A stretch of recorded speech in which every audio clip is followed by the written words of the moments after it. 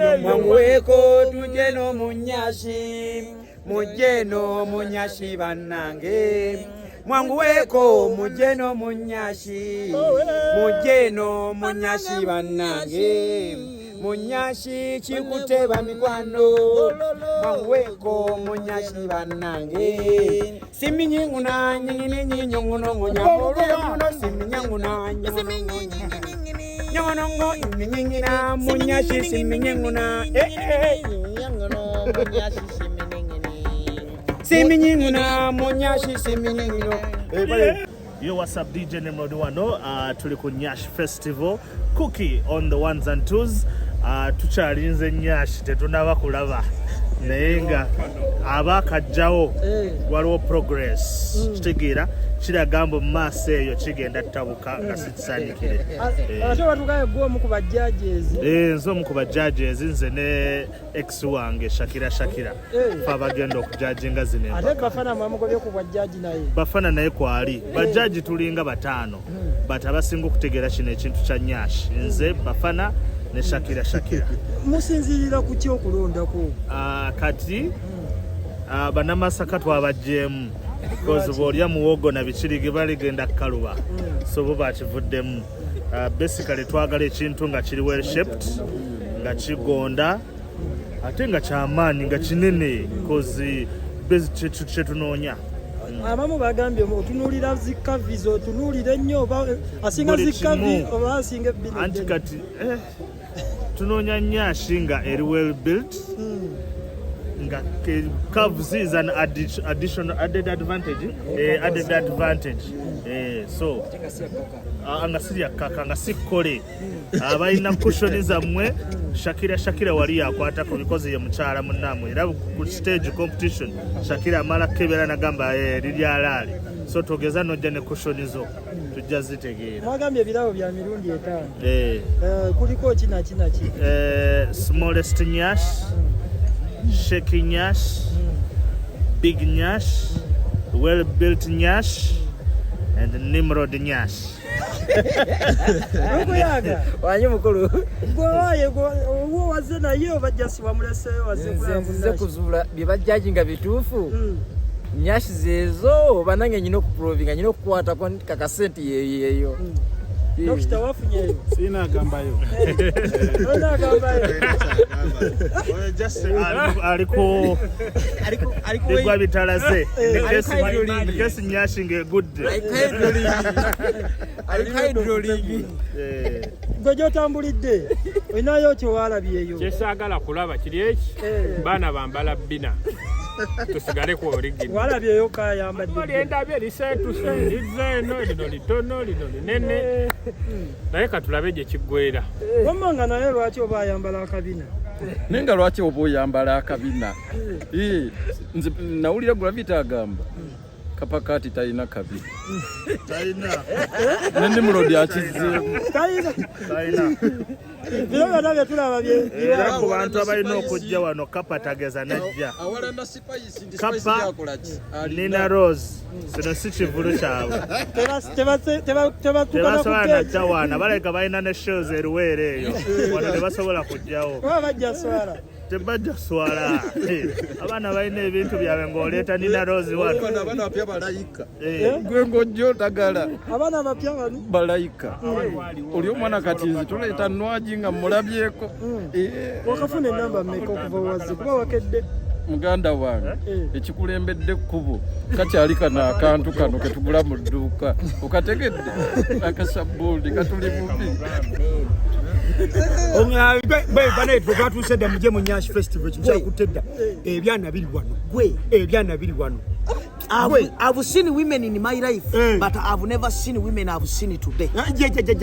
Women is a gyrating. Ebyo byolengere Kampala bana tediyo papa na bana bavudde bwa kuba bana mukama Katonda omubikira kanga buli twaguzedde byokule nebiremye ngo tukwata tufoko ngechana kiyitawo era okukiriza kulya ogenda ku swimming pool tosobola kuwuga ebyana bikujjako bisibo wakedde sawa mmeka wano petwaze sawa zabadde mmeka oba mmeka twaze ku 5 twaze 5 naye kiri waneno Nyash efuse Nyash nze nawunze dda wakafuna enamba meka nawunze dda kuba buli obeda bwenjagala nga ndabe ekiyitawo bwe kiti kigenda kibigula nga njagala ogikwata ate nga ndabe ekirala oza nafunye era tugenda gamba Katonda Uganda ajawule ku nsi Uganda agenda gikolera akasikayo ayiteyo ku kizinga ebeereyo ku maziga kamba bulire obusajja yaleeta ekigambo Nyash oyo musajja ekintu ekiri eno kati kigatandika otuuka sawa emwe wetuukawe goba bugobi Nyash gyolengera ng'ogoba Nyash gyolengera 10 wakati tewakyali kyakuzzaako bibino ebyokulya tuguze naye oba okyali eno ng'otunula nze simanyira muli ebinnyo muna asobola performinga kuba kati vibe tubaako tulina okufuna vibe esimu yange mukwata yakina muli wano obadde osobola owugobadde mazze bangambye bakutumye enamba y'abaana ba Nyash ebyano baana bangi namba yammwe gye mwaŋŋambye tennatuuka enamba bampadde ennene enamba bampadde ya 10 bagambye balongo bakusindise kate enamba n'ogezza olole mutirikizi tulina ekikazi basubiddwa basindise 9 oli abadde 6 balabye bubi oli abadde atudde nga balaba 9 naye nga ekiri eno banaye mwanguweeko Nyash festival ekutta omuliro nzizina kwambala gwe mulundi ogusoose gwe mulundi ogusoose kyobasooka okumanya gwe ono kyaliwo eri wali abasajja baagala Nyash uno alina Nyash essaawa yonna Nyash bajja gitwala wesiriwala sirika ebinnyo by'embwa ani gw'omanyiira n'abasajja balina Nyash nze wonna balina Nyash byabuguwenkana sooka oyimuke balabe abasajja bagenda kutwala lwaki basala mu maaso Nyash banaye mwanguweeko Nyash yakutedde omuliro anabagulidde ebyokulya tuli brand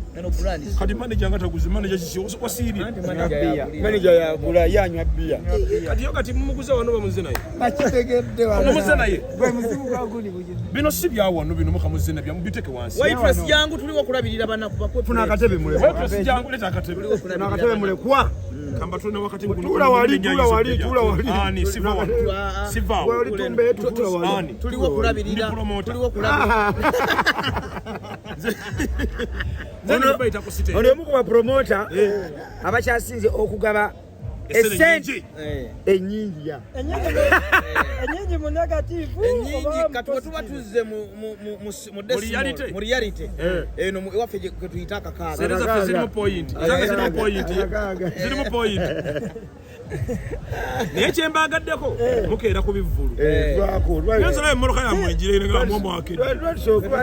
abasajja bangabye bakedde nga balina okwetegereza tugaano tugenda Kiboga tugenda mueyo by the way mirimu mingi gyo tulina naye baniro bazze Kiboga batimbye edda akapande tugenda tuli mu kkubo kati tugenda nowolabye balugenda tugenda kukola ssaawa musanvu naye Nyash buli mwaka gwolaba baana tebasobola kukola nga balabyekibuga mugisazeemu bongeredde ebisobola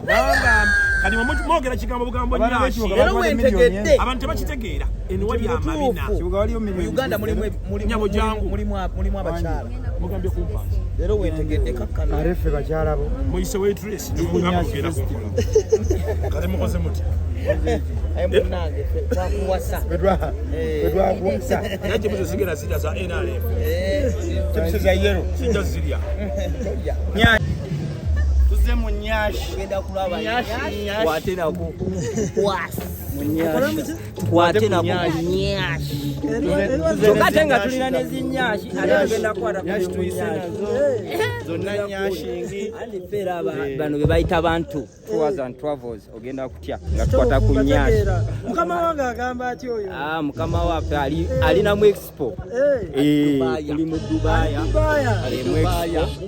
bantu Africa ali Dubai abananga abatumidde agambye tujje mu Nyash tunyashinge ne bantu tugenda kunyashinga ate tubanyashingire ne mu Dubai mulindeeko ogenda kukakasa nti ffe bantu tour and travels